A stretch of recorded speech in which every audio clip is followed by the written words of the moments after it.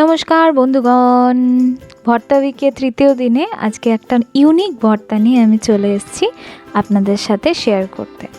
অনেক রকমের ভর্তা তো খেয়েছেন, কিন্তু এই ভর্তার যে স্বাদটা আপনারা পাবেন সেটা কোনো দিন ভুলতে পারবেন না। এটা আমার চ্যালেঞ্জ রইল, একবার বানিয়ে দেখবেন। ঠিকই ধরেছেন, আজকে এনেছি পুঁই শাকের ভর্তা।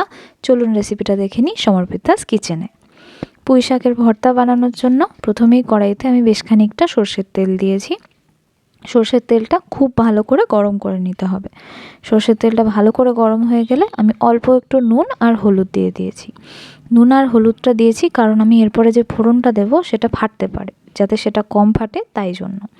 হ্যাঁ, ফোড়ন হিসেবে আমি দিয়ে দিয়েছি 10-12 কোয়া গোটা রসুন আর 8-10টা কাঁচা লঙ্কা, অবশ্যই ফাটিয়ে। কাঁচা লঙ্কা গোটা তেলে দেওয়া যাবে না। তারপর আমি দিয়ে দিয়েছি 1 টিস্পুন মতো ধনে গুঁড়ো। আর কোনো মশলা এখানে সেভাবে লাগবে না। দেখুন লাল লাল করে আমি রসুন আর কাঁচা লঙ্কাটাকে ভেজে নিয়ে তুলে নিচ্ছি তেল থেকে ছেঁকে ছেঁকে।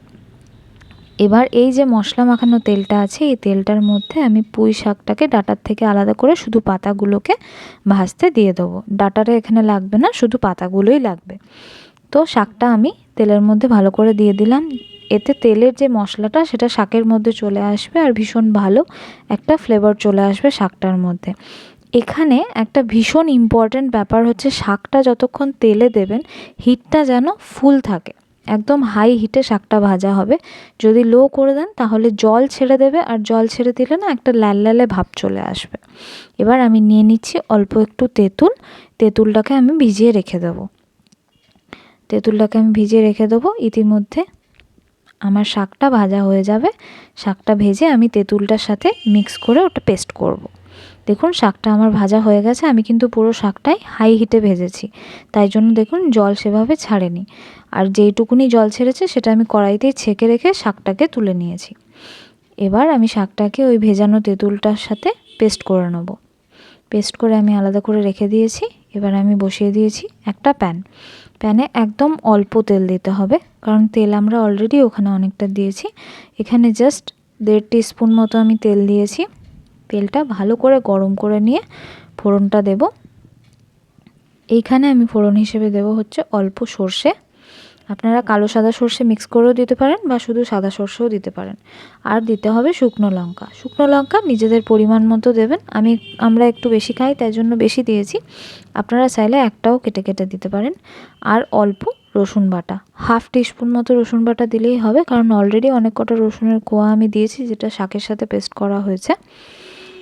তো এখানে আমি 1/2 টিস্পুন রসুন বাটাটা দিলাম। রসুন বাটা দিয়ে ভালো করে ভেজে নিয়ে অল্প একটু চিনি দিতে হবে। চিনিটা দিতে হবে কারণ আমি বেশ কিছুটা তেঁতুল আমি শাকের সাথে দিয়ে পেস্ট করেছি। ওই টকটা ব্যালেন্স করার জন্য চিনিটা দিতে হবে।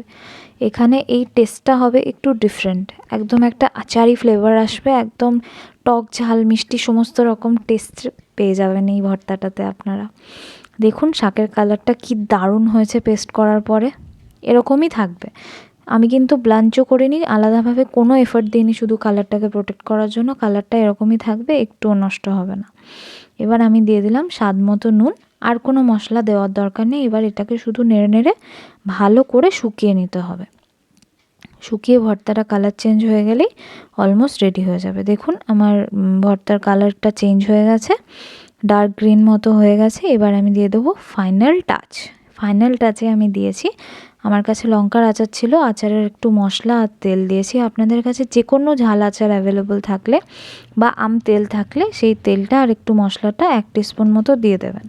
তাহলে যে টেস্টটা পাবেন এটা কোনোদিনও ভুলতেই পারবেন না। চলুন দেখি আমার মা খেয়ে কি বললো। মায়ের খুব ফেভারিট শাক এটা। না একটু টেস্ট করে বলো তো কেমন হলো। এটা হচ্ছে পুঁই ভর্তাটা। আচ্ছা ঠিক আছে। ভর্তাটা দারুণ লাগছে, খুব সুন্দর হয়েছে। ভিডিওটি দেখার জন্য অনেক ধন্যবাদ। রেসিপি ভালো লাগলে আরও রেসিপি পেতে আমার চ্যানেলটি সাবস্ক্রাইব করে আর ফলো করে রাখবেন।